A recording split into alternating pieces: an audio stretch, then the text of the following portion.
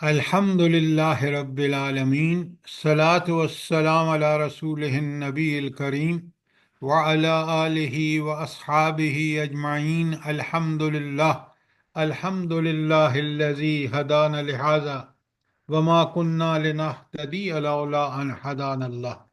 رب اشرح لی صدری ویسر لی امری واحلل عقدۃ من لسانی یفقہوا قولی، آمین یا رب العالمین۔ کل ہم نے سورہ انبیاء کی آیت 16 تا 29 جو ہے وہ سمجھا۔ آج ہم اس سے آگے پڑھیں گے، لیکن میں ایک کوئک خلاصہ آپ کو بتا دوں ان آیات کا جو کل ہم نے پڑھی تھی۔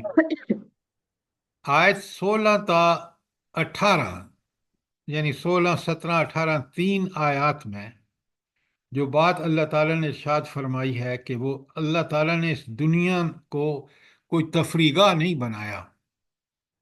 تفریح گاہ کیا ہوتی ہے کہ جہاں آپ آئیں، گھومیں پھریں، کھائیں پئیں، عیش و عشرت کریں اور بس چل دیں۔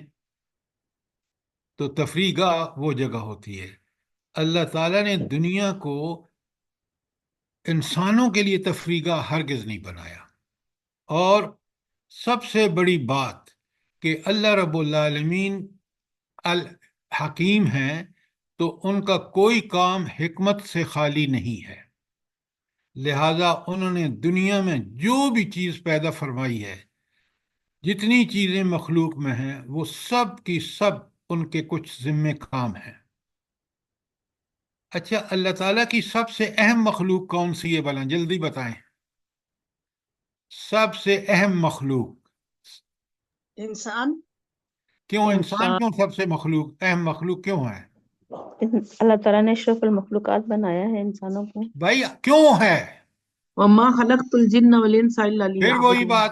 پھر وہی بات خلیفہ دیکھیں، بنایا۔ یہ ایک بات سنا کریں، سوال کو نہیں سمجھتے آپ مجھے بتا رہے ہیں وما خلقت الجن والانس الا لیعبدون، یہ انسان کی پیدائش کا مقصد ہے۔ میرا سوال ہے آپ سے کہ اللہ تعالیٰ نے انسان کو کیوں بنایا ہے؟ کیوں یہ مرتبہ اشرف المخلوقات کا کیوں دیا ہے؟ سوال ہمیشہ سمجھ کے پہلے جواب دیا کریں۔ اپنی عبادت کے لیے سر، کہ اب پھر وہی بات انسان کو اختیار دیا ہے، انسان کو جی اختیار دیا ہے کہ وہ بھلائی کرے برائی کرے، اس کا اختیار یہ انسان کا ایک چوائس دی ہے اس کو۔ اب بڑے غور سے سنیں، دیکھیں یہیں ہم غلطیاں کرتے ہیں، ہم اپنی حیثیت کو نہیں پہچانتے۔ رب العالمین نے لقد خلقنا الانسان فی احسن تقویم، بہترین ساخت پر پیدا کیا، ذہنی، جسمانی، روحانی، ہر قسم کی صلاحیتیں دیکھ لیں۔ وہ انسان میں، مخلوق میں کوئی چیز مجھے بتائیں جو ویسی صلاحیتیں رکھتی ہو جیسی اللہ تعالیٰ نے انسان کو دی ہیں۔ اب آپ یہاں بالکل اچھی طرح سمجھ سکتے ہیں کہ جب اللہ تعالیٰ نے انسان کو مخلوق میں سب سے اعلیٰ درجہ دیا، پیدائش میں، اس کی صلاحیتوں میں، تو اس کا جو اسائنمنٹ ہے، اس کی ذمہ داریاں جو ہیں، وہ بھی سب سے بڑھ کر ہونی چاہیے۔ یہ بات سمجھ رہے ہیں نہیں سمجھ رہے؟ تو انسان کی ذمہ داریاں جو لگائی ہیں اللہ تعالیٰ نے، وہ عبادت اصل میں ذمہ داری ہے انسان کی، کہ وہ دنیا میں اب اس سوچ سمجھ کے ساتھ پوری طرح سمجھ لے کہ اس کی دنیا اور آخرت سنور سکتی ہے صرف ایک وجہ سے، اور وہ ہے اللہ کی عبادت۔ کہ ہر بات میں اللہ تعالیٰ کا جو حکم ہے اس کو ماننا، جسے منع کیا اسے رک جانا، یہ بڑی ذمہ داری کی بات ہے۔ اور اسی لیے اللہ نے یہاں فرمایا کہ میں نے دنیا جو ہے وہ کچھ کھیل تماشے کے لیے نہیں پیدا کی، بڑا مقصد ہے اس کا، بہت بڑا مقصد ہے۔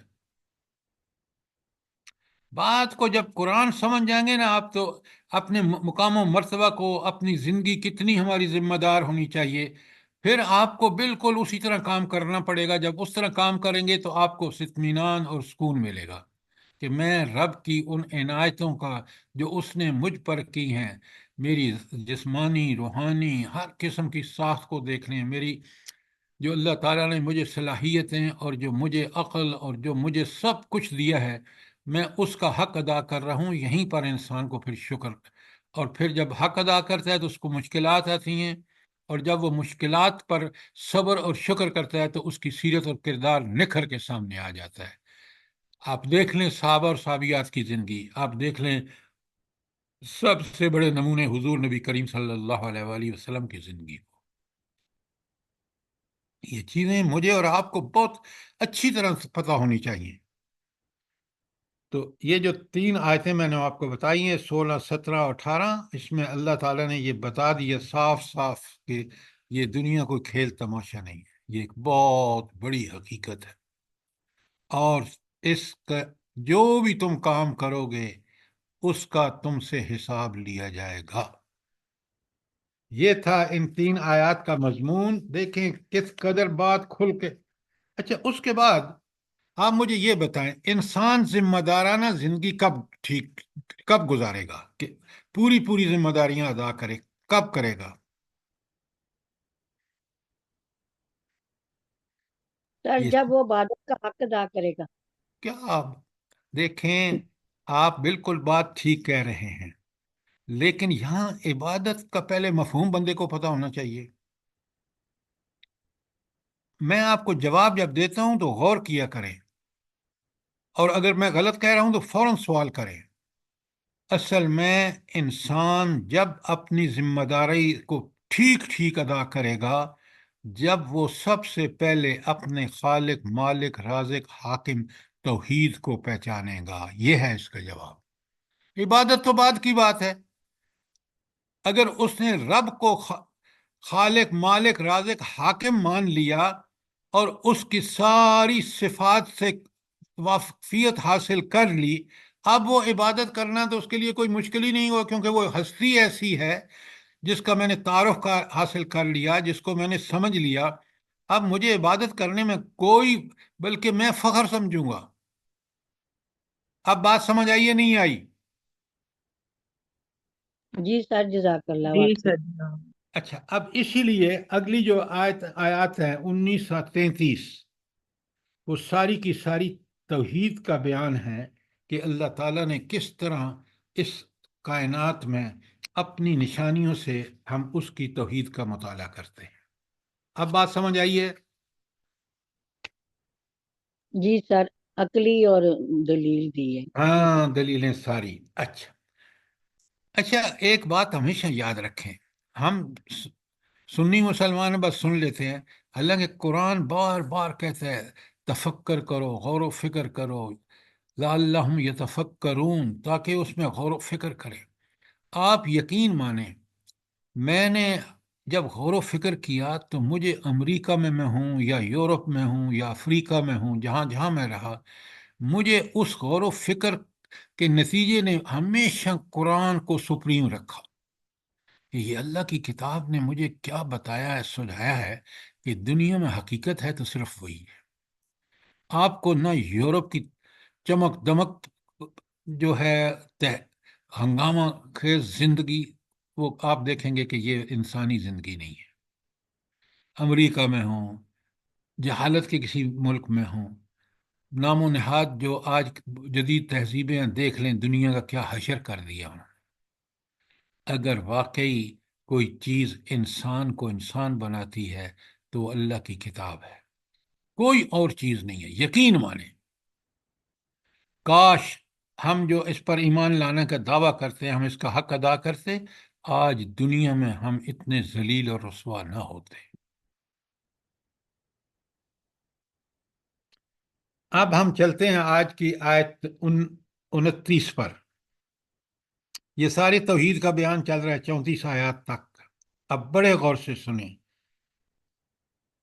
یہاں پیچھے کس کا ذکر تھا؟ آج 29، 28، 27 وغیرہ میں کس کا ذکر تھا؟ جلدی بتائیں. فرشتوں کا. شاباش شاباش، ویری گڈ. یہ ہے پڑھنے کا طریقہ کہ ہم پچھلا پورا ہمارے سامنے ہو تو وہاں فرشتوں کی. اچھا، یہ فرشتوں کا ذکر کیوں کیا اللہ نے بلا؟ جلدی بتائیں. سر وہ فرشتوں کو اللہ تعالیٰ کی بیٹیاں جو بناتے تھے. ہاں، تو وہ مشرک تھے، تو اس رد شرک اور توحید کی حقیقت بیان ہوئی ہے اس طرح. اب اسی کے پیرائے میں آ گیا. جب پیچھے سمجھتے ہیں نا تو اگلی آیت مزہ دے جاتی ہے. بسم اللہ الرحمن الرحیم. وَمَن يَقُلْ مِنْهُمْ، جو کوئی ان فرشتوں میں سے یہ کہے انی الہ من دونہ، کہ میں اللہ کے علاوہ میں الہ ہوں، نعوذ باللہ. کوئی فرشتہ اگر الوہیت کا دعویٰ کرے، وہ نہیں کرتے، لیکن اللہ تعالی ہمیں بتا رہے ہیں کہ دیکھیں اگر کتنا بڑا جرم ہے کہ کوئی شخص اللہ کو کے علاوہ دعویٰ کرے کہ میں الہ ہوں، نعوذ باللہ. تو اللہ تعالیٰ فرماتے ہیں اگر یہ کوئی فرشتہ یہ دعویٰ کر بیٹھے فَذَلِكَ نَجْزِيهِ جہنم، تو پھر ہم اس کو کا بدلہ اس کو جہنم ملے گا، بھڑکتی اور ہولناک اور خوفناک جہنم.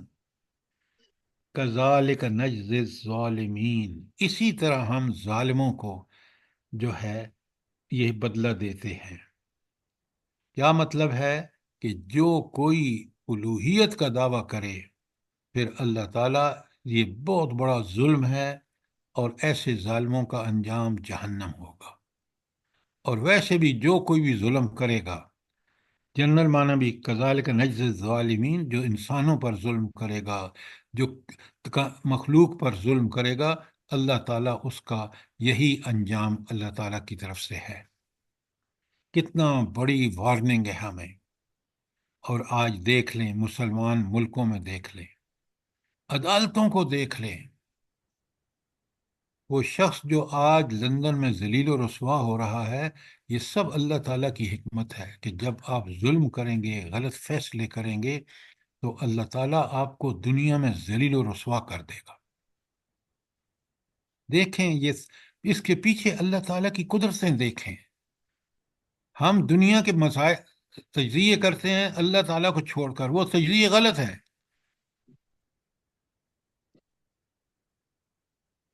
کوئی سوال آیت 29 کے بارے میں؟ دیکھا آپ نے، یہ رد شرک ہے اور توحید کی حقیقت بیان ہوئی ہے، اور خاص کر ایک خاص واقعے کے پس منظر میں، جو اس وقت جو قریش مکہ یا مکے کے لوگ تھے مشرک، وہ فرشتوں کو اللہ تعالیٰ کی بیٹیاں سمجھتے تھے. تو قرآن نے کس طرح اس کی حقیقت کو کھول کے بیان کیا ہے. اچھا، پھر بڑے غور سے دیکھیے، میں اب آپ سے سوال کروں گا تاکہ آپ اپنے ذہنوں کو کھولیں اور آپ خود جب پڑھ رہے ہوں تو سوال کریں. آیت 30 میں اللہ تعالیٰ فرماتے اَوَلَمْ يَرَ الَّذِينَ كَفَرُوا أَنَّ السَّمَاوَاتِ وَالْأَرْضَ كَانَتَا رَتْقًا فَطَفَقْنَاهُمَا. تو اللہ تعالیٰ فرماتے ہیں رتقن کا معنی ہے وہ جڑے ہوئے تھے، ملے ہوئے تھے. فَطَفَقْنَاهُمَا، ہم نے ان دونوں کو الگ الگ کر دیا. تو پہلی جو اللہ تعالیٰ کی مخلوق تھی، زمین اور آسمان، وہ کس حالت میں تھے؟ ملے ہوئے تھے. اور پھر اللہ تعالیٰ نے ان کو الگ الگ کر دیا. زمین جہاں ہم رہ رہے ہیں، آسمان ہمارے اوپر ہے. کیوں؟ اللہ کا تعالیٰ کا منصوبہ یہی تھا کہ زمین پر انسان بسیں، آسمان سے بارشیں ہوں، آسمان سے وہ ساری ریڈیشن شعائیں جو سورج سے نکلتی ہیں نقصان دہ ہیں، وہ ان کو لیئرز ہیں وہ روک لیتی ہیں. اب انسان کو اب بگ بینگ کا پتہ چلا ہے. آپ نے بگ بینگ تھیوری سنی ہے نا، کہ زمین اور اچھا آسمان ملے ہوئے جی تھے، سر. اب اللہ نے الگ کر دیے ہیں. تو یہ رب قرآن میں اس وقت نبی کریم صلی اللہ علیہ وآلہ وسلم کو بذریعہ وحی بتا رہے ہیں کہ یہ تھا زمین و آسمان کا معاملہ. سر جی ڈارون کو تو چھوڑیں، لیکن اللہ تعالیٰ کی تو یہ بگ بینگ تھیوری ہے نا کہ اللہ نے ان کو جدا کیا. کوئی اور کر سکتا تھا؟ مجھے یہ بتائیں. نہیں سر، کوئی بھی نہیں. ایک ذرہ پیدا نہیں کر سکتا انسان. یہ رب کے کمال ہیں کہ زمین و آسمان جیسی مخلوق دیکھیں، ملے ہوئے تھے، اور کس طرح الگ کر کے یہاں انسانوں کے ہماری جو انسان جس کی ذمہ داریاں سپرد کی تھیں، اللہ تعالیٰ نے جس کو اپنا خلیفہ بنایا تھا، اس کی رہائش کا بندوبست یہاں کیا، اور آسمانوں سے اس کو رزق کے ذریعے ذرائع بہم پہنچائے۔ جی جی سر۔ اب سوال سر کریں۔ وہ جاہل انسان یہ کہتا ہے کہ دنیا بس اس دھماکے کے اس نتیجے میں وجود میں آ گئی ہے، بس اب کچھ نہیں ہے، تو ہاں اب خود بالکل سے ہی آپ تو نے ہو رہا ہے ٹھیک سر۔ کہا، بالکل آپ نے ٹھیک کہا۔ مومن جو ہے، جو صاحب ایمان ہے، وہ ان قرآن کی رہنمائی میں چیزوں کو سمجھتا ہے اور پھر اس کو اپنی ذمہ داریوں کا پتہ چلتا ہے۔ رب کی عظمتوں، اس کے کارنامے بے مثال جب سمجھتا ہے تو جھک جاتا ہے، اور پھر وہ کہتا ہے کہ رہنمائی اور ہدایت تو بالکل ٹھیک صرف وہی ہے جو میرے رب نے مجھے قرآن اور نبی صلی اللہ علیہ وآلہ وسلم کے ذریعے بھیجی ہے۔ اس پہ اس کا دل یقین ہو جاتا ہے۔ اس یقین کے نتیجے میں جو بھی عمل کرتا ہے، وہ عمل اس کو اللہ تعالیٰ قبولیت بخشتا ہے، اور وہ ہر نعمت، اللہ کی دی ہوئی نعمت کو سمجھتا ہے اور اس کے حکم کے مطابق خرچ کرتا ہے۔ اچھا، تو پہلی بات تو بتا دی اللہ تعالیٰ نے کہ یہ زمین و آسمان ملے ہوئے تھے، اللہ تعالیٰ نے ان کو الگ الگ کر دیا، اور آج ہم اس چیز کا مشاہدہ خود کر سکتے ہیں ان صلاحیتوں کے ساتھ جو اللہ نے ہمیں عطا کی ہے۔ زمین کہاں ہے، آسمان کہاں ہے، زمین کیا کر رہی ہے، آسمان کیا کر رہا ہے، اللہ تعالیٰ نے جو حکم دیا ہے وہ کس طرح وہ من و ان قبول کر رہے ہیں۔ سر خود بخود منہ سے نکلتا ہے سبحان اللہ و بحمدہ، سبحان اللہ العلی العظیم، اللہ ہاں کی لیکن قدرت جب کے سمجھ کے کہتے ہیں نا تو پھر بات کچھ اور ہوتی ہے۔ جی سر بے شک۔ اچھا، یہاں اب ایک اور چیز بھی ہے، ذرا غور سے سمجھیں، دیکھیں نا، آپ جب غور کریں گے نا، جس رب نے اتنی بڑی زمین اور اتنا بڑا آسمان جو ہم تصور میں بھی نہیں لا سکتے، ان کو کس طرح پیدا فرمایا، کس طرح الگ الگ کیا، کس طرح آج ان کو اللہ تعالیٰ چلا رہے ہیں، تو اللہ تعالیٰ سارے ملحدوں کو، سیکولرسٹوں کو، منکروں کو کہتا ہے وہ رب کی قدرت دیکھو، وہ رب کیا ان کو دوبارہ نہیں قیامت برپا کر کے ہر چیز کو ری شیپ نہیں کر سکتا، دوبارہ نہیں زمین کو بالکل ہموار کر دے، آسمان کے دروازے کھل جائیں، سب یہ ممکن ہے، کیونکہ یہ ممکن ہے جو آپ کے سامنے ہے، جو آپ دیکھ رہے ہیں۔ یہ چیز آخرت کی بھی دلیل ہے، ذرا غور کریں۔ پھر رب کہتا ہے یہ تو تم نے دیکھ لیا نا کہ زمین و آسمان کو، اب ذرا ایک اور بات دیکھو، 80 آیت میں فرمایا وَجَعَلْنَا مِنَ الْمَاءِ كُلَّ شَيْءٍ حَيٍّ، اور ہم نے پانی سے ہر چیز کو زندہ کیا۔ ذرا نوٹ فرمائیں کتنی بڑی رب العالمین کی، اور پانی وہ نعمت ہے جو آپ کو ہر جگہ دستیاب ہے۔ کرۂ زمین کا 3/4 حصہ، 3/4 جو ہے وہ پانی سے کورڈ ہے۔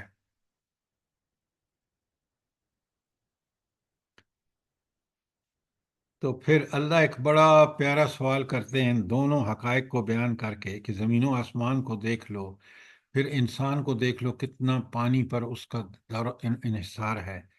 افلا یؤمنون، کیا پھر بھی وہ ایمان نہیں لائیں گے، اس اللہ کو نہیں مانیں گے، اس کی تصدیق نہیں کریں گے کہ خالق، مالک، رازق اور حاکم اللہ ہے، جبکہ یہ ساری آنکھوں سے دیکھ رہے ہیں، اور اللہ کی دی ہوئی صلاحیتوں کو استعمال کریں تو اسی نتیجے پر پہنچیں گے کہ یہ کارنامہ اسی ہستی کا ہے جس نے مجھے بھی پیدا کیا۔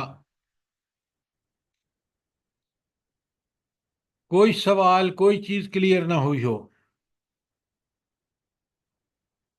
آگے رب کی کمالات دیکھیں، اس کے توحید کے مظاہر دیکھیں۔ اللہ فرماتے ہیں آیت 31 میں وَجَعَلْنَا فِي الْأَرْضِ رَوَاسِيَ أَن تَمِيدَ بِهِمْ، ہم نے زمین میں پہاڑ جما دیے تاکہ وہ انہیں لے کر ڈھلک نہ پڑے۔ اچھا، اب آپ مجھے ایک بات بتائیں، ذرا اس کو کھولیں تو پتہ چلتا ہے زمین کے 3 موشن ہیں، زمین 3 طرح کی حرکت کر رہی ہے۔ اب بڑے غور سے سمجھیں۔ پہلی حرکت اس کی یہ ہے کہ وہ اپنے ایک ایکسس کے گرد گھوم رہی ہے، اپنے وہ مرکز جو سے وہ خط نکلتا ہے نا، اس کے ارد گرد بالکل گھوم رہی ہے۔ یہ تو اس کی پہلی حرکت ہے، آپ سمجھ رہے ہیں؟ جی سر۔ جی سر، دوسری حرکت اس کی یہ ہے کہ وہ پوری کی پوری سورج کے گرد گھوم رہی ہے۔ گھوم رہی ہے نہیں گھوم رہی؟ گھوم جی رہی سر، ہے جی سر۔ سائنس نے بتایا۔ اچھا، تیسری حرکت کیا ہے بھلا، بتائیں جلدی سے۔ سر یہ پوری زمین اور سب سیارے مدار میں گھوم رہے ہیں۔ نہیں نہیں نہیں، مدار میں تو گھومتے ہیں، وہ تو پہلی بات ہے جو میں نے ابھی آپ کو بتائی ہے کہ سورج کے گرد گھوم رہی ہے۔ ڈاکٹر صاحبہ، آپ نے میڈیکل میں تو بڑا دماغ لڑایا ہے۔ یہ اللہ تعالیٰ کہتے ہیں ہر چیز مستقر لہا، اپنے اس ٹھکانے کی طرف چلی جا رہی ہے، سورج چاند ستارے سب۔ یہ تیسرا موشن ہے۔ اب آپ اور میں اسی زمین پر رہ رہے ہیں جو تین طرح کا موشن کر رہی ہے، ہمیں پتہ بھی چلتا ہے؟ بتائیں مجھے۔ نہیں پتہ چلتا سر۔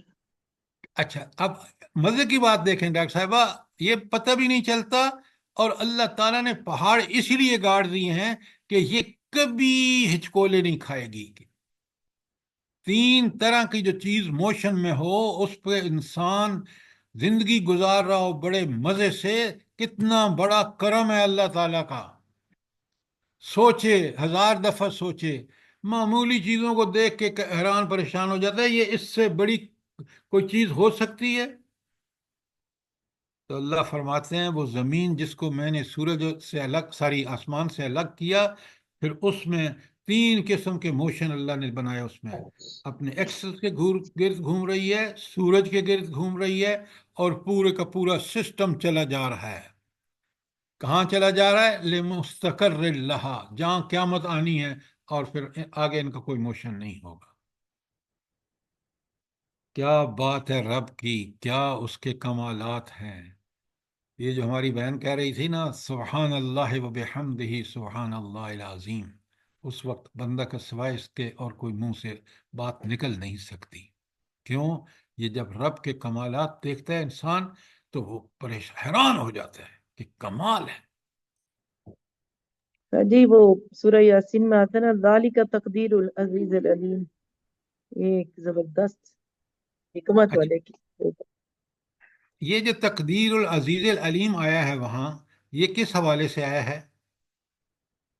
سر جی پیچھے انہی چیزوں کا ذکر کہ ہر چیز اپنے مدار میں گھوم رہی ہے اور اللہ نہیں، تعالیٰ خود ہمیں ہر چیز اپنے مستقر کو چلی جا کر رہی۔ رہا۔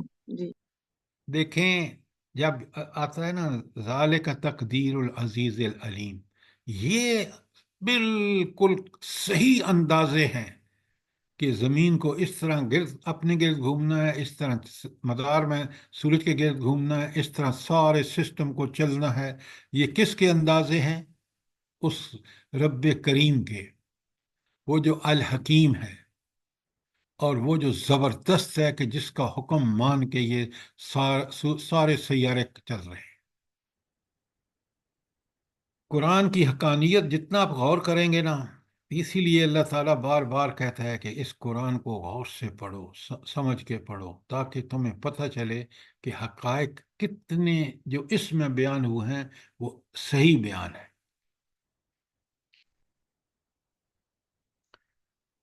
اللہ تعالیٰ کہتے ہیں سنو، ایک تو میں نے زمین میں پہاڑ گاڑ دیے تاکہ تمہیں کوئی مسئلہ نہ ہو، یہ کس تمہیں لے کے کہیں ڈھلک نہ جائے زمین۔ وَجَعَلْنَا فِيهَا فَجَاجًا، اور ہم نے اس میں کشادہ راہیں پیدا فرمائیں، فجاجن سبلن، راستے بھی بڑے کھلے ہوئے، لعلہم یعتدون، تاکہ وہ راستہ معلوم کر سکیں کہ مجھے اگر یہاں سے لاہور جانا ہے، جیلم جانا ہے، پشاور جانا ہے، کہیں بھی جانا ہے، اس زمین پر اللہ تعالیٰ نے شاہراہیں بنا دی ہیں انسانوں کے ذریعے۔ کبھی سوچا کریں کہ رب کے کرم کی انتہا دیکھیں، میری ایک ایک ضرورت کا اس نے کس طرح خیال رکھا ہے۔ کس طرح میری ضروریات کو پورا فرمایا ہے، تو کیا مجھ پر لازم نہیں ہے کہ میں اس کی عبادت کروں؟ بتائیں نا مجھے۔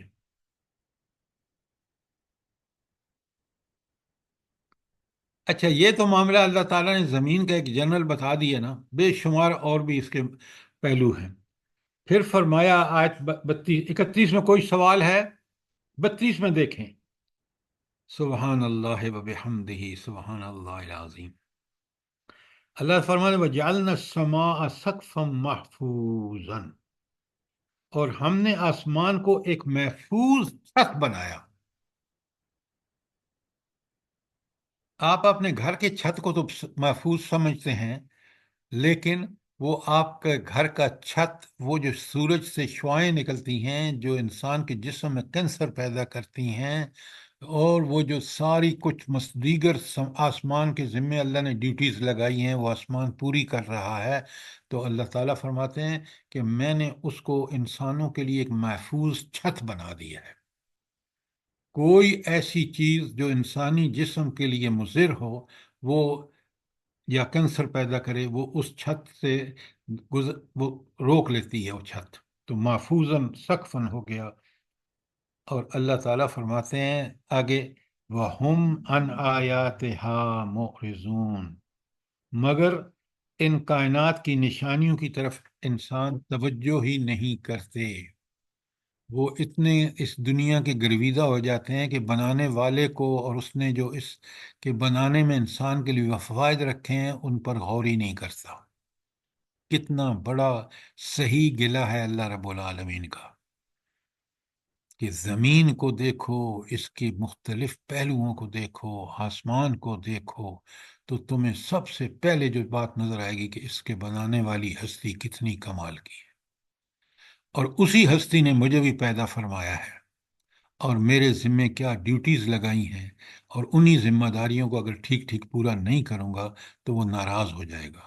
جب ناراض ہو جائے گا تو اس کی جو برکتیں اور اس کے جو ان تائید اور نصرت ہے اس سے میں محروم ہو جاؤں گا، اور یہ میری سب سے بڑی بدبختی ہوگی کہ میرا خالق، مالک، رازق، حاکم مجھ سے ناراض ہو کر میں اس کی تائید اور نصرت سے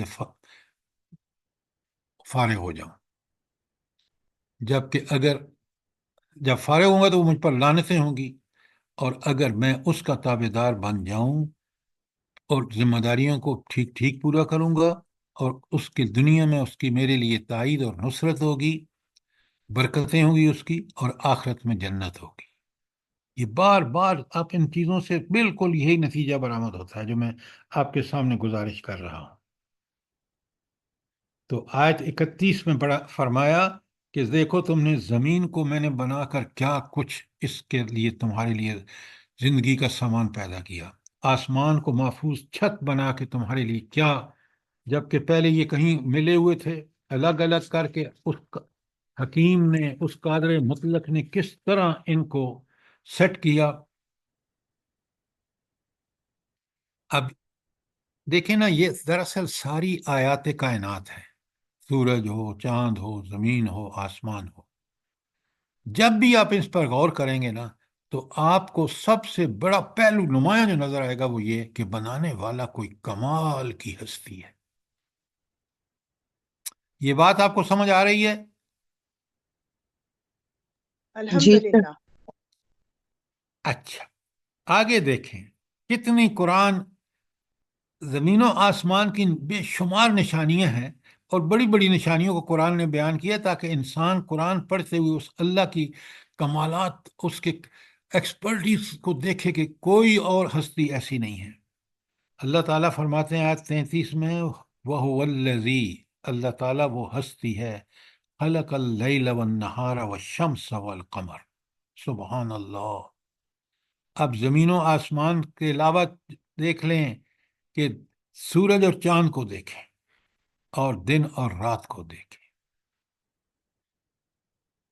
دیکھیں نا، حیوان کو تو اللہ نے عقل نہیں دی، غور و فکر کا اس کے اندر صلاحیت نہیں رکھی۔ انسان تو ان کو دیکھے نا کہ یہ دن اور رات، رات کو میں جب سوتا ہوں، جب مجھے نیند آتی ہے، اللہ کا لاکھ لاکھ شکر ادا کرتا ہوں، صبح میں پھر اٹھتا ہوں فریش، ساری تھکاوٹ دور، اور انرجی پھر میرے اندر اللہ تعالیٰ نے رات کے نیند کی وجہ سے جمع کر دی۔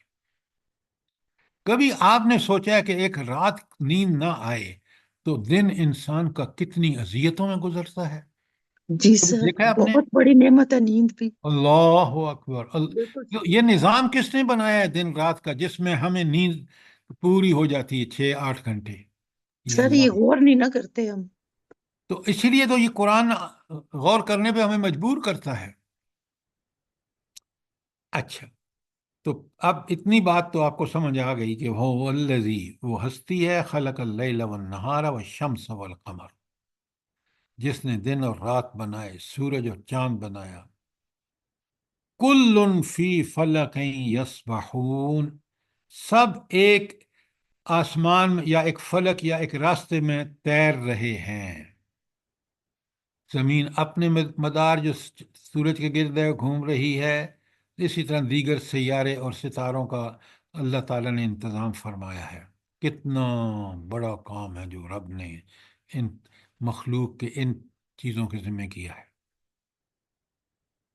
تو آپ نے دیکھا کہ یہ آیت 33 اور 32 یا اوپر کس قدر کائنات میں جو اللہ تعالیٰ کی توحید کے مظاہر ہیں اس کی طرف بندہ سوچتا ہے تو کس قدر اپنے رب کا گرویدہ ہو جاتا ہے۔ جی سر، کوئی چیز ساکن نہیں ہے، سب گھوم رہے ہیں۔ بالکل۔ اچھا، اب اگر کوئی سوال ہے 33 تک تو ضرور کیجئے۔ آیت 34 پڑھ رہا ہوں، بسم اللہ الرحمن الرحیم۔ وما جعلنا لبشر من قبلک الخلد۔ اب ایک اور بہت بڑی حقیقت، اللہ تعالیٰ فرماتے ہیں کہ نبی صلی اللہ علیہ وسلم سے کہ ہم نے آپ صلی اللہ علیہ وسلم سے پہلے کسی انسان کے لیے نہیں رکھی کہ وہ ہمیشہ زندہ رہے۔ ہے کوئی مثال دنیا میں؟ بالکل نہیں ہے۔ ہر انسان، کل نفس ذائقۃ الموت، آگے آ رہا ہے، یہ رب کی سنت ہے، اس کا طریقہ ہے۔ تو اللہ اپنے نبی سے کہہ رہے ہیں سوچو، اور اس امت کو کہو کہ سوچے ذرا، نبی تو سب جانتا ہے، وہ اللہ کی وحی کا امین ہوتا ہے۔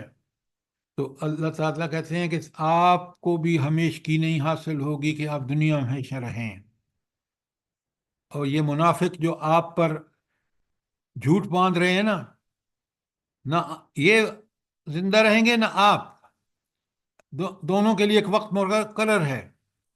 اور فرمایا افئم متا، اگر آپ مر جائیں، فہم الخالدون، کیا وہ ہمیشہ رہیں گے؟ ہرگز نہیں، انہوں کو بھی مرنا ہے، اور دونوں کو حساب، اللہ کے رسول نے بھی اپنا حساب دینا ہے کہ انہوں نے پیغام پہنچایا یا نہیں، اور لوگوں سے بھی موت کے بعد جب قیامت کے دن اٹھائے جائیں گے اور اللہ کے سامنے پیش ہوں گے تو ان سے بھی سوال ہوگا کہ انہوں نے اس پیغام کے ساتھ کیا کیا، جو ان کے خالق، مالک، رازق اور حاکم نے جو حکم دیا تھا، اس حکم کے ساتھ انہوں نے کیا سلوک کیا۔ یہ میرے اور آپ کے لیے یہاں ان آیات میں بہت بڑی تنبیہ ہے کہ ہم اللہ کی عبادت میں کوئی کمی نہ کریں۔ کیوں؟ مر کر سب نے حساب دینا ہے۔ آپ پڑھیں نا ذرا سورہ نساء کے آخر میں جائیں کہ کس طرح اللہ تعالیٰ حضرت عیسیٰ علیہ السلام سے سوال کر رہے ہیں کہ کیا تم نے ان عیسائیوں کو کہا تھا کہ تم مجھے اور میری ماں کو خدا بنا لینا، الہ بنا لینا؟ بالکل، ساری خلقت کے سامنے ان کی رسوائی ہوگی، اور عیسیٰ علیہ السلام صاف جواب دیں گے کہ اے اللہ، میں جب تک زندہ رہا میں نے ان سے یہ ہرگز نہیں کہا، میرے بعد جو کچھ انہوں نے کیا وہ ان کی ذمہ داری ہے۔ اس لیے جو کچھ نبی کریم صلی اللہ علیہ وسلم نے ہمیں کر کے دکھایا ہے ہم وہ کریں، اسی میں ہماری دنیا اور آخرت کی بہتری ہے۔ اگر ہم اس سے روگردانی کریں گے دنیا میں تو دنیاوی زندگی میں ذلت اور پستی، اور آخرت میں جہنم۔ یہ اللہ کا فیصلہ ہے، یہ انذار ہے جو اللہ تعالیٰ نے قرآن کے ذریعے بھی بتایا اور نبی کریم صلی اللہ علیہ وآلہ وسلم. کیوں؟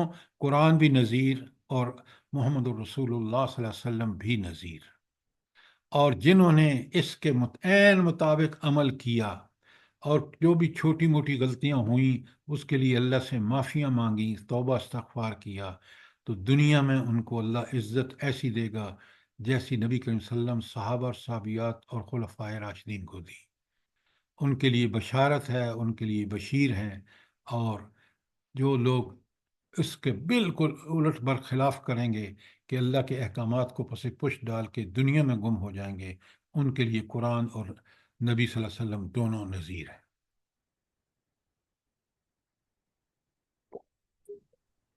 بات سمجھ آ گئی کہ نہیں آئی؟ جی سر. الحمدللہ. جی سر، یہ کتنی پیاری بات ہے کہ آپ مر گئے تو ہمیشہ کے لیے رہ جائیں گے، کہ ہاں مرنا ہر شخص کو ہے. بالکل. تو اصل میں یہ یاد دہانی ہے کہ موت سے پہلے پہلے ٹھیک ہو جاؤ، اس نبی پر ایمان لے آؤ. تم نے ہمیشہ زندہ نہیں رہنا. ذرا بات کو آگے اور غور کریں گے، بڑے بڑے پہلو سامنے آئیں گے. بے سر جی شک. ایک سوال ہے یہاں کہ وہ کیا آپ صلی اللہ علیہ وسلم کو موت کی بدعا دیتے تھے جیسے سیرت میں آتا ہے؟ اس وجہ سے یہاں یہ فرمایا گیا فَإِنْ الْخَالِدُونَ.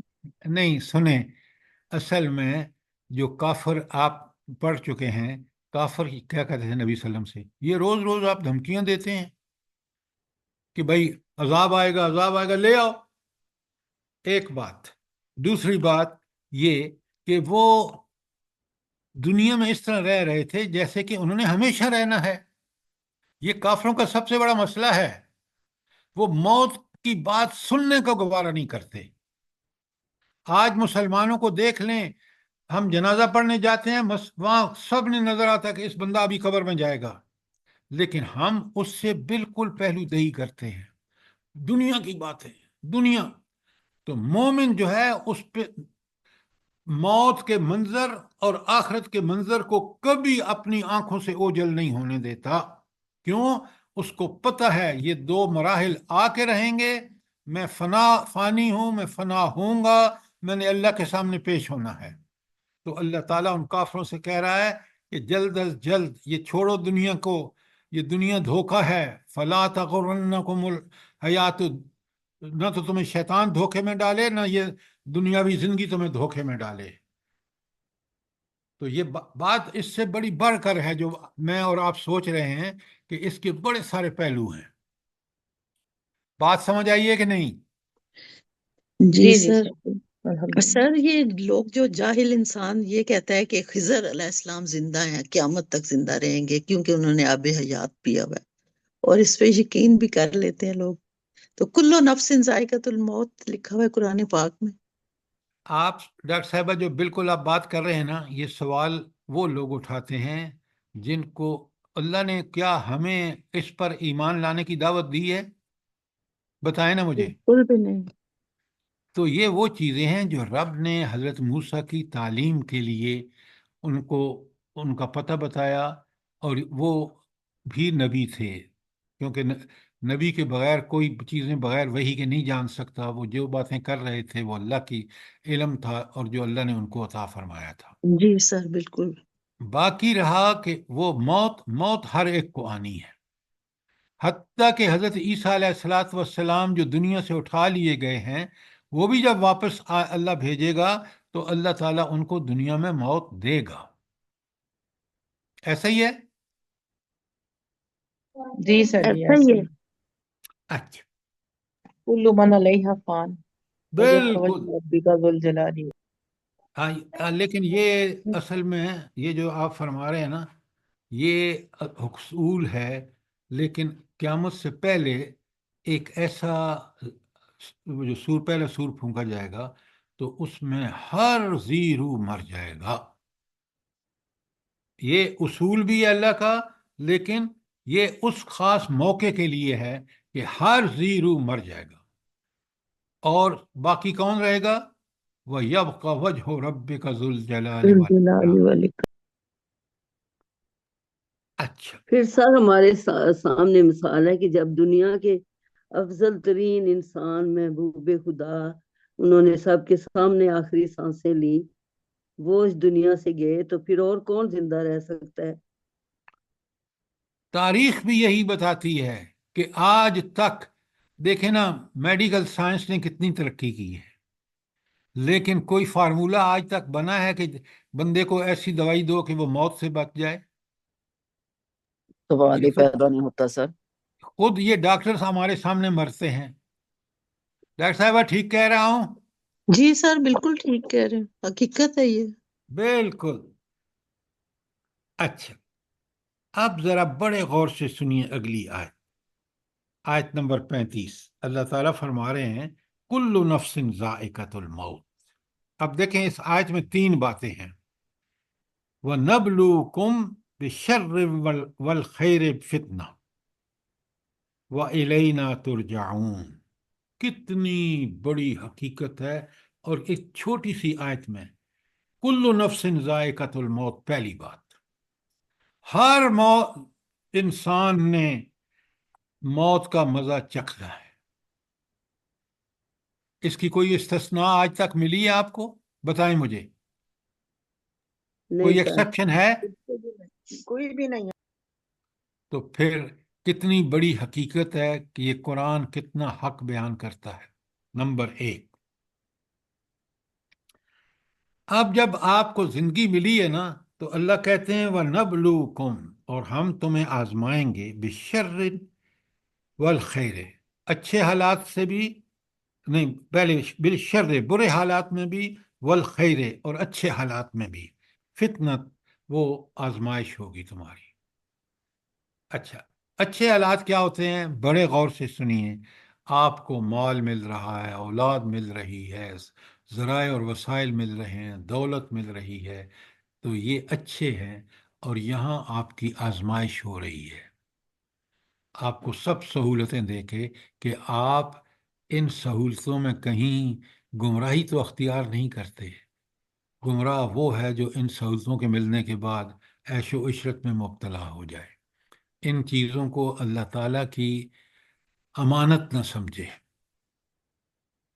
اور یہ تو برے حالات ہو گئے. اچھے حالات یہ ہیں کہ ان سب چیزیں ملنے کے بعد انسان ان کو امانت سمجھ کے اس طرح خرچ کرے جس طرح اللہ نے بتایا ہے، اقامت نماز کرے اور انفاق فی سبیل اللہ کرے.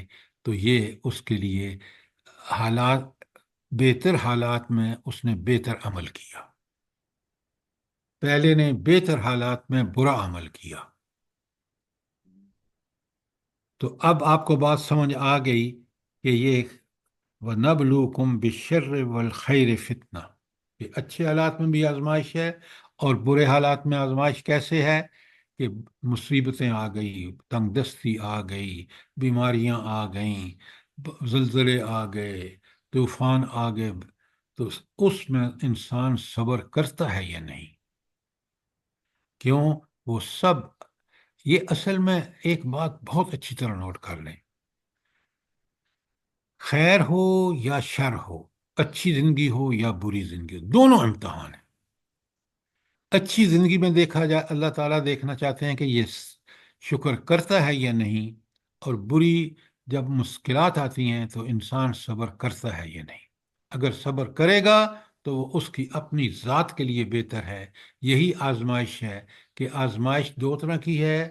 ایک بہترین صلاح اللہ تعالیٰ نے عنایات کی ہوں، تو وہ ہے مال مل رہا ہے، تو اس میں اگر انسان شکر کر کے اللہ تعالیٰ کی دی ہوئی نعمتوں کو اسی کے حکم کے مطابق خرچ کرتا ہے، تو پھر وہ شکر کا حق ادا کرتا ہے، اور اس میں کوئی تکبر، غرور نہیں آتا.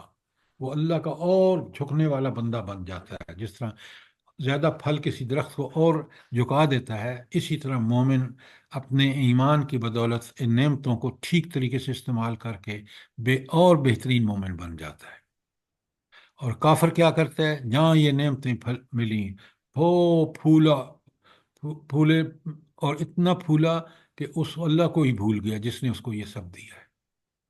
یہ سب چیزیں جو ہیں، یہ اصل میں ہمارا امتحان ہے.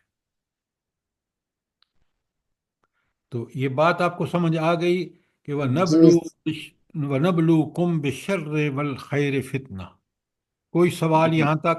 بہت اہم بات ہے. جی اور اس کا جواب دیکھیں پھر اگلی آیت میں الینا ترجعون، اور واپس تو میری ہاں، طرف ہی یہ آنا. پھر دو لفظ کہہ کے نا ہاں جی بتا دیا کہ سنو انجام، تم نے جو کچھ ان برے اور اچھے حالات میں کیا، پلٹ کے میرے پاس ہوگے، میں نے حساب لینا ہے اس ایک ایک چیز کا. یہ ہے زندگی کی حقیقت جو قرآن بیان کر رہا ہے. اس کا انجام بتا دیا، کل نفس ذائقۃ الموت، ہم میں سے ہر ایک نے مرنا ہے، اور زندگی میں اللہ آزما رہا ہے، برے حالات میں بھی مبتلا کر کے اور اچھے حالات میں بھی مبتلا کر کے. اب میں سر آپ یہ کو سر جی یہ ذائقۃ الموت کو تھوڑا سا واضح کر دیں. بھائی ہر ایک شخص نے مرنا ہے، وہ آپ دیکھ نہیں رہے؟ مجھے بتائیں نا، آپ کے دادا پردادا، نانی پردنانی زندہ ہیں؟ نہیں سر جی، یہ چکھنے سے یہاں کیا مراد ہے؟ مطلب ذائقہ. فتنہ مانے آزمائش، آزمائش کہ انسان کو آزمایا جا رہا ہے، اس کو برے حالات میں بھی ڈال کر، جیسے آج کا غریب ہے، اور اچھے حالات میں ڈال کر، جیسے آج آپ کے امیر ہیں، آپ کے صاحب اقتدار ہیں، صاحب اختیار ہیں، آپ کی اسٹیبلشمنٹ ہے. دونوں اوپر والوں کی آزمائش جو ہے وہ اچھے حالات میں ان کو مبتلا کر کے، اور نیچے جو غریب ترین ہے، جو روٹی کا محتاج ہے، اس کو آزمایا جا رہا ہے اس کی برے حالات میں. اب سمجھ آئی بات کہ نہیں آئی؟ جی سر، فتنہ کا تو جی الحمدللہ آ گئی ہے. ذائقہ کی میں کہہ رہی تھی کہ چکھنے سے کیا مراد ہے؟ سر وہ ذائقۃ الموت سے یہ نزع کا عالم بھی ہو سکتا ہے کہ ہر کسی کو اس عالم سے گزرنا ہے. دیکھیں، آپ جب سوال کرتے ہیں نا، تھوڑا سا اللہ کی دی ہوئی صلاحیتوں کا اپنا اندر پیدا فرمائیں. اللہ کہتے ہیں کہ کل نفس ذائقۃ الموت. ہر آدمی نے، جس طرح ہم پانی کا مزہ ہے، کھانے میں کچھ چیزیں ہیں ان کے مزے ہیں، فروٹ کے مزے ہیں، وہ ہم چکھتے ہیں اور اس سے لذت لیتے ہیں، اسی طرح ہر انسان نے موت کا مزہ جب چکھنا ہے تو موت اس کو آ جائے گی. جس طرح ان چیزوں کا ایک لذت ہے، ایک ہمیں پہلو اس سے سامنے آتا ہے کہ یہ کھانے سے یہ ہوگا یہ ہوگا، اسی طرح موت آئے گی تو سب کو جو اس کا مزہ چکھے گا وہ ختم ہو جائے گا. اب بات سر سمجھ جی، آئی کوئی نہیں؟ سر جی یہ بھی ہے نا کہ اور تم لذتوں کو ختم کرنے والی موت کو اکثر او یاد ہو کرو. او ہو، اس کو اس کے ساتھ مت جوڑیں. اچھا یہاں سر. جو بات ذائقۃ الموت ہے، اور وہاں جو بات کہی جا رہی ہے، وہ ساری نعمتوں کے حوالے سے بات کی جا رہی ہے. جی سر. دیکھیں، جوڑ اس وقت لگایا کریں جب ان کا جوڑ بنتا ہو، زبردستی کوئی چیز نہ جوڑیں. وہاں اس کا اور مقصد ہے اس حدیث کا، یہاں ہر آدمی نے مرنا ہے، بس بڑی سیدھی سی بات ہے. جب سر موت آئے گی، موت کا ذائقہ سر بھی ہوگا نا، اچھا یا برا؟ مومن کے سر لیے یہ اچھا ہوگا. جیسے جیسے کرتوت کیے ہوں گے ویسے ویسے فرشتے آئیں گے اور پھر وہ ویسے ویسے مزہ چکھے گا. وہ نعوذ اگلی بات باللہ. ہے، وہ اگلی بات ہے. مرنا کافر نے بھی ہے، مرنا مسلمان نے بھی ہے. اب وہ مرنے کے بعد کے مراحل ہیں جو کافر کے لیے مختلف ہوں گے اور مومن کے لیے مختلف ہوں گے. اب بات سمجھے یا نہیں سمجھے؟ جی سر، جزاک اللہ خیر. بات کو پوری اسی نقطے پر سمجھ کر پھر آگے کی بات جو ہے وہ بعد میں بات آتی ہے. اچھا، اب یہاں بتایا کہ آزمائش، اور یہ دو لفظ وَإِلَيْنَا تُرْجَعُونَ، اور تم نے پلٹ کے میرے پاس آنا ہے. میں آپ کے سامنے ایک اور آیت پڑھ رہا ہوں، ذرا اپنے قرآن پر لکھ لیجئے، سورہ بقرہ کی 185، اسی کے ساتھ جو آیت ہم پڑھ رہے ہیں نا اسی کے ساتھ بقرہ کی 185 بڑے غور سے سنیں. کل نفس ذائقۃ الموت، بالکل وہی الفاظ ہیں نا جو ابھی ہم نے پڑھی ہے سورہ انبیاء کی آیت. آگے اللہ تعالیٰ فرماتے ہیں وَإِنَّمَا تُوَفَّوْنَ أُجُورَكُمْ يَوْمَ الْقِيَامَةِ، اور یہ جو تم معاملات کر رہے ہو نا، اس کا جو بدل ہے، اجر ہے، وہ تمہیں کس دن ملے گا؟ قیامت کے دن۔ اور فرمایا فمن زخزخ عن النار، جو آگ سے دور کر دیا گیا، وَأُدْخِلَ الْجَنَّةَ، اور جنت میں داخل کر دیا گیا، فقد فاز، کامیاب۔ یہ ہے حقیقی کامیابی کہ جہنم سے بچ جانا اور جنت میں اللہ تعالیٰ داخل فرما دے، یہی اصل کامیابی ہے۔ اب مجھے آپ نے ایک لائن، ایک سر جی، لفظ، سر جی، یہ سورہ بقرہ نہیں، یہ سورہ آل عمران ہے، یہ آل 185۔ عمران کی آیت ہے۔ جی جی سر۔ سورہ آل جزاک عمران اللہ، کی ہے یہ۔ جزاک اللہ، جزاک اللہ۔ یہ بقرہ کی نہیں ہے، آل عمران کی 185 ہے۔ اچھا، اب میرا آپ سوال سنیں۔ 85 ہے سورہ آل عمران۔ آل 85 عمران میں نے لکھوا دیا۔ اب 185۔ میرے سوال سنیں آپ ذرا، یہ مجھے بتائیں کہ اس کو اللہ تعالیٰ کیوں یہ سب سے بڑی کامیابی یہی ہے کہ جہنم سے بچا کر انسان جنت میں داخل کر دیا جائے، یہ کیوں سب سے بڑی کامیابی کیوں ہے؟ ذرا سوال کو سمجھ کے جواب دیجئے۔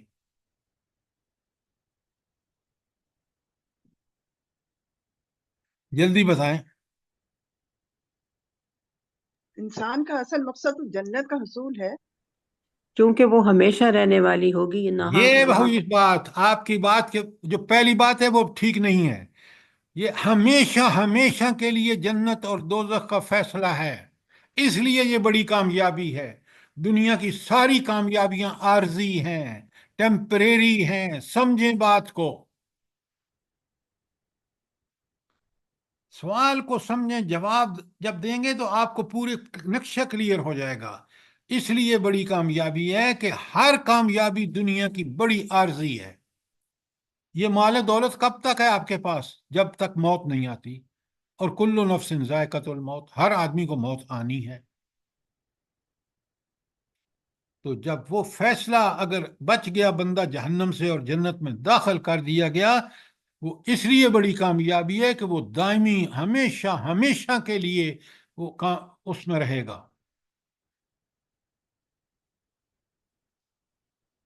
اور اگلی بات بڑے غور سے سنیے، بڑے غور سے سنیے، آل عمران کی 185 کی۔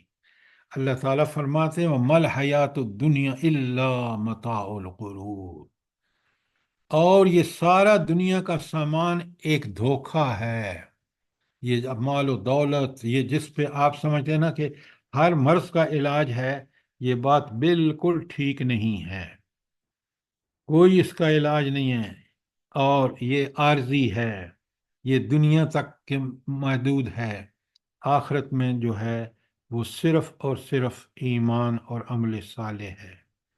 اگر تم اس دنیا میں غرق ہو گئے تو پھر یہ دنیا دھوکہ ہے، یہ بات اچھی طرح سمجھ لیں، پلے باندھ لیں۔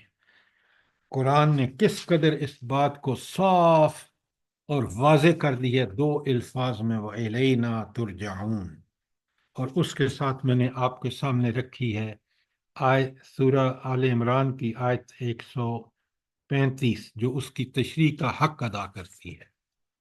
یہ ہے قرآن سے قرآن کی تشریح۔ 185 135 نہیں، 185 ہے۔ جی، سورہ آل عمران کی 185 ہے، 135 نہیں ہے۔ میں نے 185 ہی کہا ہے میڈم۔ اچھا، اب ہم چلتے ہیں آیت 36 میں۔ اللہ تعالیٰ فرماتے ہیں، ذرا کافروں کا حال دیکھیں، بدتمیزی کی انتہا دیکھیں۔ میں نے رسالت کا مضمون سارا آپ کے سامنے بیان کیا ہے کہ روئے زمین پر اللہ تعالیٰ کی سب سے بڑی نعمت کیا ہے، یا سب سے بڑی نعمتوں میں سے نعمت کیا ہے؟ رسالت، ہدایت۔ رسالت، ہدایت رسالت کے ذریعے آتی ہے۔ تو رسول جب زمین پر ہوتا ہے تو اللہ تعالیٰ زمین سے واسطہ بذریعہ رسول اور رسول کو وحی بھیج کر پوری دنیا کے لیے ساری ہدایت کا بندوبست فرماتے ہیں۔ اب اس رسول کے بارے میں دیکھیں جس کی اس آپ وہ اس مضمون کو خود بار بار پڑھیں، بچوں کو پڑھائیں، تاکہ آپ کو پتہ چلے کہ ہماری نجات اس نبی کی صلی اللہ علیہ وسلم کی اتباع میں ہے، اور قرآن فیصلہ کن بات کرتا ہے۔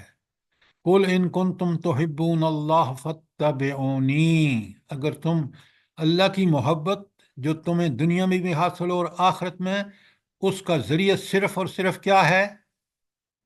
جلدی بتائیں۔ اطاعت، رسول اللہ صلی اللہ علیہ وآلہ وسلم کی اللہ پیروی۔ سے محبت کرنا۔ اتباع رسول، اتباع رسول، فاتبعونی۔ اطاعت کا لفظ ہلکا ہے، اتباع کا مطلب ہے پوری محبت، پوری توجہ کے ساتھ پیروی کرنا، اطاعت کرنا، اس کو اتباع کہتے ہیں۔ میں نے آپ سے گزارش کی ہے کہ آپ اس سورہ آل عمران کی آیت 31 اور 32 یاد کر لیں، اس لیے کہ کل ان کنتم تحبون اللہ، اے اللہ کے رسول ان کو بتاؤ اگر تمہیں اللہ سے محبت ہے تو پھر شرط کیا کام پورا کرنا ہوگا تم نے؟ فاتبعونی، تو پھر حضور نبی کریم صلی اللہ علیہ وآلہ وسلم کی اتباع کرو۔ جب یہ کام کرو گے یحببکم اللہ، اللہ تم سے محبت کرے گا اور تمہارے گناہوں کو بخش دے گا۔ ذرا غور فرمائیں، یہ ہے وہ رسول کا مقام و مرتبہ۔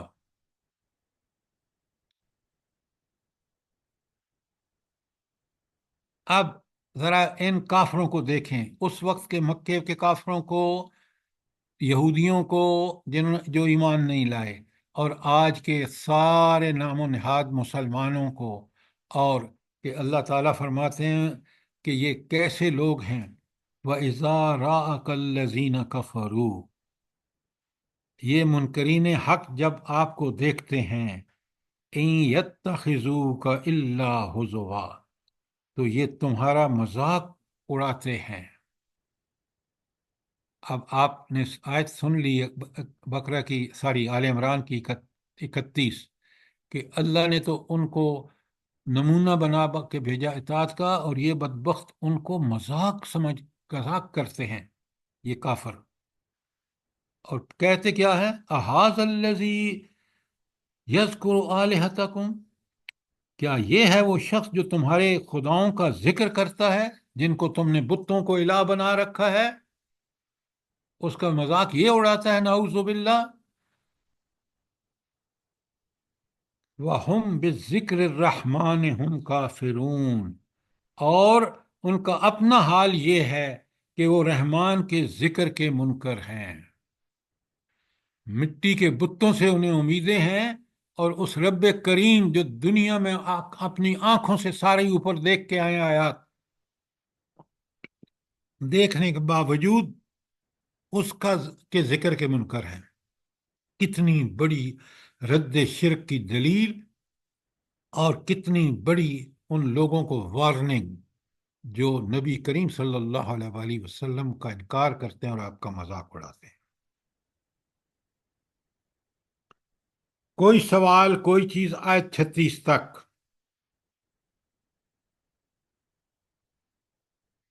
شاباش۔ سر جی ایک سوال تھا۔ جی فرمائیں۔ سر جی جیسے یہ حضرت آدم کو اللہ تعالیٰ نے خلیفہ بنا کے زمین پہ بھیجا، تو پھر اس پھل کا کھانا ہم اس کو ایک آزمائش ہی کہہ سکتے ہیں؟ اچھا، ایک بات تو پہلی بات آپ سنیں، کیا حضرت آدم ہی کو اللہ نے خلیفہ بنا کے بھیجا، یا ہر انسان اللہ تعالیٰ کا خلیفہ ہے؟ بتائیں نا سر مجھے۔ اگر جی جی سر، اگر ہر انسان دوسرے کی ہر رہنمائی انسان، کرتا ہے تو دیکھیں، بات کو پوری طرح سمجھیں، میں آپ کے سوال کا جواب دیتا ہوں۔ اللہ پہلے خلیفہ ہوتا کیا ہے؟ خلیفہ نائب کو کہتے ہیں، اور نائب وہ نائب یہاں مراد ہے جس کو کچھ ذمہ داریاں دی جائیں، اور ان ذمہ داریوں کو پورا کرنے کے لیے اس کو کچھ سارے وسائل اور ذرائع دیے جائیں۔ یہ اللہ تعالیٰ کا خلیفہ ہونے کا مطلب یہ ہے کہ ایک طرف تو اس نے ہمیں جتنی ذمہ داریاں آپ کو، جتنے وسائل دی ہیں، آپ سے پرسش ہوگی کہ آپ نے ان کو کس طرح استعمال کیا، اللہ کے حکم کے مطابق، اور اپنی ذمہ داریاں ادا کیں یا نہیں کی۔ اگر آپ نے یہ کام کیا تو کامیاب، نہیں کیا تو ناکام۔ کسی عدالت کے جج کو اللہ تعالیٰ نے خلیفہ بنا کے اس کی ذمہ داریاں ایسی زیادہ کر دیں کہ وہ عدل فراہم کرے، وہ فرض ہے اس کا۔ اگر وہ پوری اللہ کے حکم کے مطابق ذمہ داریاں پوری کر رہا ہے تو وہ خلافت کا حق ادا کر رہا ہے، اگر اس کے الٹ کر رہا ہے تو وہ بڑی سزا کا مستحق ہوگا۔ بالکل سر، ٹھیک۔ اچھا، یہ آپ کی خود آپ کے اندر جو اللہ نے تھوڑی سی حکمت رکھی ہے نا، آپ اس حکمت کو بھی استعمال کر کے یہ کنکلوژن کہ جو ٹھیک کام کرے، آپ کو آپ ذرا غور فرمائیں، آپ کی اولاد میں جو آپ کا بہت فرمانبردار بچہ یا بچی ہوتا ہے، اس سے آپ زیادہ محبت نہیں کرتے؟ بتائیں مجھے۔ جی سر، ایسے ہی ہے۔ بالکل صحیح۔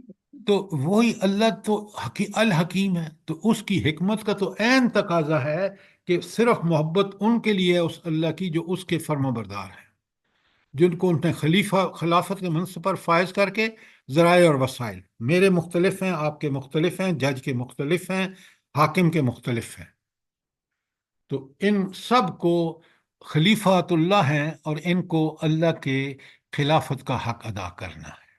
اب خلیفہ سمجھ آ گیا آپ کو؟ جی سر، ماشاء اللہ، جزاک اللہ۔ اچھا، اب چلیں حضرت آدم کا واقعے کی طرف چلتے ہیں۔ رب العالمین نے یہ جو ان کو جنت میں رکھا نا، یہ اصل میں ایک منصوبہ تھا اللہ تعالیٰ کا کہ تمہیں دنیا جس میں نے بھیجنا ہے، بالآخر جہاں تم نے رہنا ہے، وہاں تمہیں واسطہ پڑے گا شیطان سے، اور اس سے تم نے ہوشیار رہنا ہے کہ اس کے کوئی کسی بات، وہ تمہارا دشمن ہے، اس کو دشمن سمجھ کے رہنا۔ اب جنت میں اللہ تعالیٰ نے ایک تجربے کے طور پر حضرت آدم کے ساتھ اس شیطان کو بھی بھیج دیا۔ شیطان نے ایسا ورغلایا، ایسے اپنے جال میں پھنسا کہ ان کو یاد ہی نہیں رہا حضرت آدم کو کہ یہ تو میرا دشمن ہے۔ یہ آپ کے میرے لیے اور حضرت آدم کے لیے اللہ تعالیٰ نے ایک مثال پیش کر دی کہ دنیا میں آپ کا واسطہ اللہ کے دشمن شیطان سے، وہ چاہے جو انسانوں میں بھی جو شیطان کا وتیرہ اختیار کریں گے، انسانوں اور جنوں سے پڑے گا، ذرا ہوش سے رہنا، ورنہ اللہ کی جنت تمہیں نہیں ملے گی اللہ کی نافرمانی کر کے، اس کے کہنے پر چل کے۔ ہاں، اگر تم توبہ طائب ہو کے سچے دل سے اللہ کی اطاعت کرو گے تو تم بہترین نائب ہوگے اور اللہ تمہیں جنت عطا کرے گا۔ یہ تھا اس آدم علیہ السلام کے واقعے کا۔ آپ جو پہلو نکال رہے ہیں وہ بالکل انکمپلیٹ تھا۔ اب بات سمجھ آ گئی ہے، ورنہ سوال کریں۔ جی سر، جی سر، جزاک اللہ، سمجھ آ گئی ہے۔ سر، یہ جو ہم موت کے حوالے سے پڑھ رہے تھے، ایک سوال میرے بھی ذہن میں آ رہا ہے، میں آپ سے پوچھنا چاہ رہی تھی کہ یہ جو ہے جب پہلا سور پھونکا جائے گا، تمام لوگ مطلب ختم ہو جائیں گے، مر جائیں گے، پھر دوسرے سور پر اٹھنا ہوگا، تو اس کے درمیان سر مطلب گیپ ہوگا زیادہ، یا پہلے سور کے فوراً بعد ہی دوسرا سور پھونکا جائے گا؟ اچھا، یہ آپ نے بہت اچھا سوال کیا۔ قرآن کو اگر سمجھ کے پڑھیں نا، احادیث بھی ساتھ پڑھیں نا، تو پھر بڑی بات کلیئر ہوتی ہے۔ یہ دونوں کے درمیان وقفہ ہوگا۔ کتنا وقفہ ہوگا؟ یہ جس طرح ہمیں نہیں نہ پتا کہ کب سور پھونکا جائے گا، اسی طرح ہمیں یہ بھی نہیں پتا کہ یہ کتنا وقفہ ہوگا۔ یہ اللہ کو پتا ہے، وقفہ ضرور ہوگا، کتنا ہوگا یہ ہمیں نہیں پتا۔ قرآن اور حدیث سے یہی بات پتہ چلتی ہے۔ بات سمجھ آ گئی؟ جی سر، الحمدللہ، جزاک اللہ۔ جزاک اللہ خیر سر۔ ٹائم ہو چکا ہے، تو ہم انشاءاللہ اگلی آیت 37 سے کریں گے اگلی دفعہ۔ اللہ تعالیٰ مجھے بھی قرآن کو پڑھنے، سمجھنے، اس پر غور و فکر کرنے، اس کی حقانیت کو پوری طرح یقین کی حد تک سمجھنے کی توفیق عطا فرمائے، اور ہم جنت کے حصول کے لیے دنیا میں کوشاں رہیں۔ اللہ تعالیٰ وہ جنت ہمیں عطا فرمائے جو دائمی ہے، اور اللہ تعالیٰ ہمیں جہنم سے بچائے۔ آمین آمین ثم ثم آمین آمین إنك أنت آمين ثم السميع العليم آمين إنك مسلمان وتب علينا إنك أنت التواب الرحيم. آمين ثم آمين.